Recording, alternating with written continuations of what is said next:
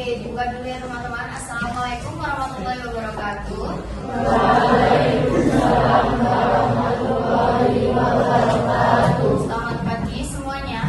Pagi. Bagaimana kabar kalian hari ini? Ada yang nggak masuk? Siapa? Anissa, kenapa? Jadi kapan nggak masuknya? Hari ini aja. Mulai hari ini. Oke.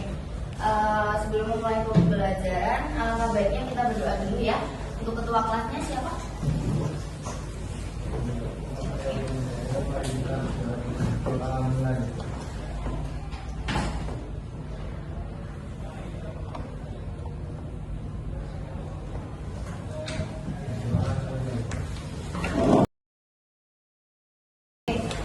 Minggu kemarin kita habis ngapain teman-teman?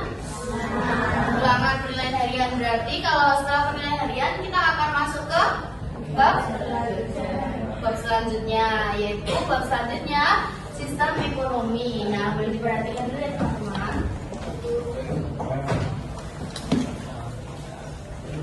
Nah, untuk tujuan pembelajaran kali ini yaitu yang pertama, peserta didik diharapkan mampu memahami pengertian, fungsi, dan macam-macam sistem ekonomi. Untuk yang kedua, peserta didik diharapkan mampu memahami ciri-ciri, kelebihan, kekurangan, dan negara yang menerapkan macam-macam sistem ekonomi. Teman-teman tahu sistem itu apa? Sistem itu apa teman-teman? Komponen atau variabel yang bisa saling berinteraksi. Ya, betul sekali ya. Nah, untuk pengertian dari sistem ekonomi yaitu perpaduan dari aturan-aturan dan cara-cara dalam satu kesatuan dan digunakan untuk mencapai tujuan dalam perekonomian. Boleh bicara dulu silakan. Nah, berikut merupakan pengertian menurut para ahli. Untuk yang pertama, Adam Smith mengatakan bahwa sistem ekonomi adalah upaya manusia memenuhi kebutuhan hidup di masyarakat dalam meningkatkan kesejahteraan. Nah, untuk Suroso pada tahun 1997 mengatakan bahwa sistem ekonomi merupakan usaha untuk mengatur pertukaran barang dan jasa yang bertujuan untuk meningkatkan kesejahteraan rakyat atau masyarakat. Nah, untuk Bumairi mengatakan bahwa sistem ekonomi adalah suatu sistem yang mengatur serta menjalin hubungan ekonomi antar manusia dengan seperangkat kelembagaan dalam suatu tatanan kehidupan. Dan untuk Georgi Grossman dan Emanu mengatakan bahwa sistem ekonomi adalah sekumpulan unsur yang terdiri atas unit-unit, agen-agen, serta lembaga-lembaga ekonomi yang bukan saja saling berhubungan dan berinteraksi, melainkan juga sampai tingkat tertentu yang saling menopang dan mempengaruhi. Nanti di-share aja PPT-nya, jadi nggak usah ditulis ya. Lalu baca ya. Oke, kita lanjut. Apa mau dipahami dulu? Lanjut ya. Nah, untuk fungsi dari sistem ekonomi yang pertama menjadi perangsang bagi masyarakat untuk melakukan kegiatan produksi. Yang kedua, menyediakan metode untuk mengkoordinasi kegiatan individu dalam perekonomian. Dan yang terakhir, menyediakan mekanisme tertentu agar hasil produksi dapat dibagi rata. Oke, lanjut. Nah, kita akan masuk ke macam-macam sistem ekonomi. Menurut teman-teman, sistem ekonomi itu ada berapa? Ada berapa macam? 4. Apa aja? Apa aja? 4 apa aja? Dulu waktu SMP mempelajari sistem ekonomi juga? Enggak? Oke, kita jelaskan ya. Yang pertama yaitu sistem ekonomi tradisional. Sistem ekonomi tradisional merupakan sistem ekonomi yang masih erat dengan tradisi dan adat-adat istiadat. Negara yang menggunakan sistem ekonomi tradisional adalah negara yang masih sangat bergantung dengan sektor pertanian.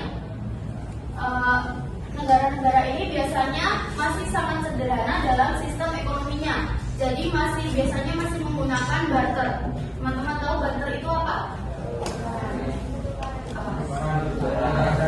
Tukaran barang dan barang, itu barang dan jasa. Nah, jadi semuanya tidak dengan nominal ya teman-teman. Jadi menggunakan barang dengan barang, betul sekali. Oke, kita lanjut.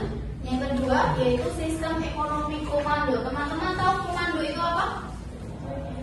Pemimpin. Betul. Jadi dalam sistem ekonomi komando, pemerintah memiliki kekuasaan yang penuh atau dominan terhadap kegiatan ekonomi negaranya. Jadi dalam sistem ekonomi komando ini yang dominan itu merupakan pemerintah. Kekuasaan berarti di atas pemerintahan. Betul. Oke.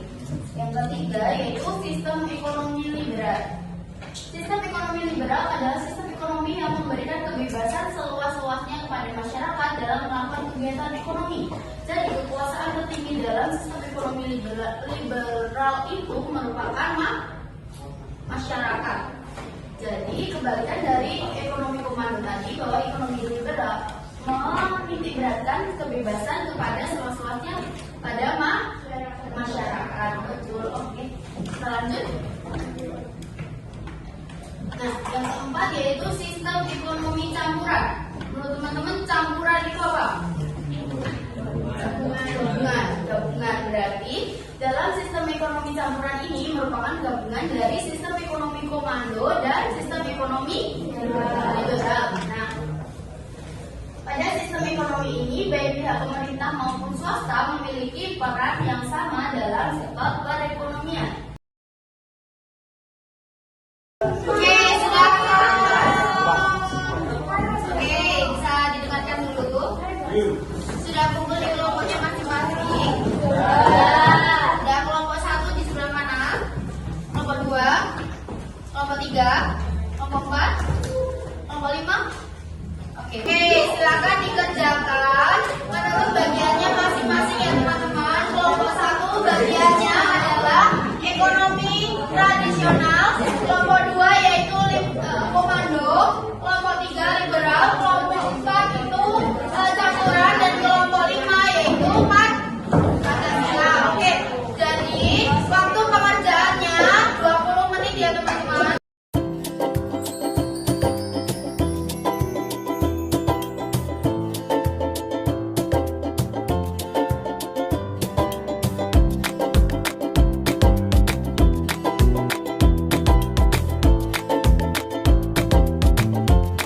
Negaranya apa aja?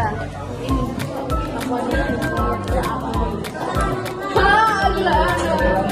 Oke, boleh.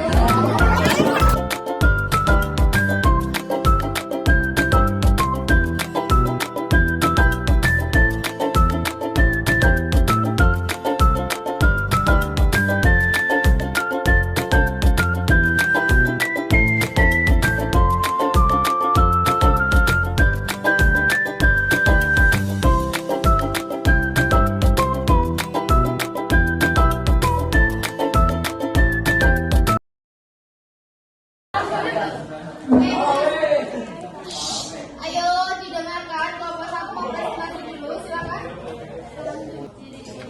Ciri-ciri sistem ekonomi tradisional. 1. Belum terdapat pembagian kerja. 2. Perubahan Oke, boleh didengarkan dulu kelompok 3 yang presentasi teman-teman. Ya, silakan. 3 Persia, 4 Jerman, 5 Yunani, 6 Polandia, 7 Bulgaria, 8 Finlandia, 9 Italia, 10 Denmark. Kekurangan dapat menciptakan monopoli usaha. Setelah kalian presentasi, kita akan melakukan kuis. Nanti kuisnya kita menggunakan Kahoot. Nah, kalian boleh buka di HP masing-masing kahoot.id. Boleh dibuka dulu kahoot.id.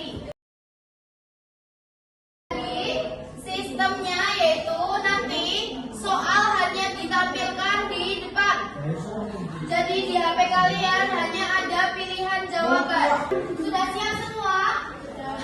Oke, silakan konsentrasi.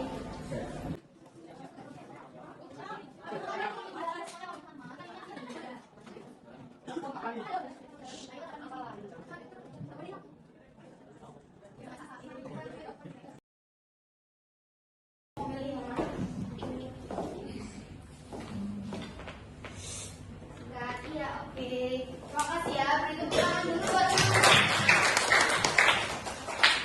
Seru nggak